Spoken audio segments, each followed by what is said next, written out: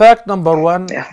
for being submissive to the will of Allah and saying we belong to Allah and unto Him we shall return, and praying for the one whom you lost, is what is prescribed, and it is indeed the greatest response that a believer would do whenever being afflicted with the loss of a loved one. Secondly, some of what you said is praiseworthy and some is not correct to say. Like, I wish I had money, I would have taken her to the best of doctors. As a matter of fact, the kings, the presidents, the sultans, whom we know that they have money, they don't know how to count it. They cannot estimate it.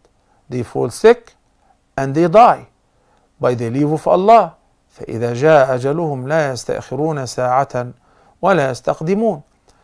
The doctors themselves die after diagnosis somebody with a malignant tumor, and they said you would need 6 months chemo and another 6 months radiation, and the doctor dies, because we are all mortal and our mortality happens at a fixed time. It will not be postponed, nor will it be advanced a moment, and that is the meaning of لا يستأخرون ساعة ولا يستقدمون.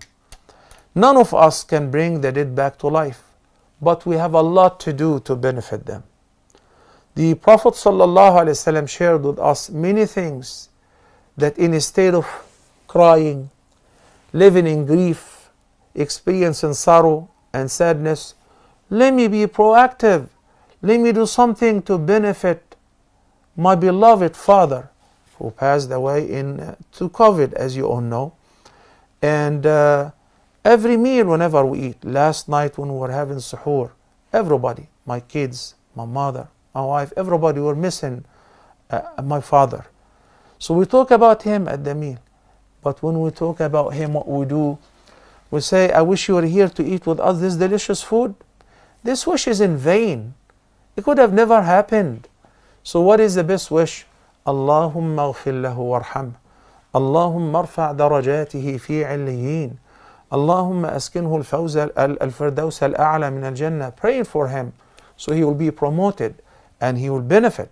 That is the positive way to remember your loved ones.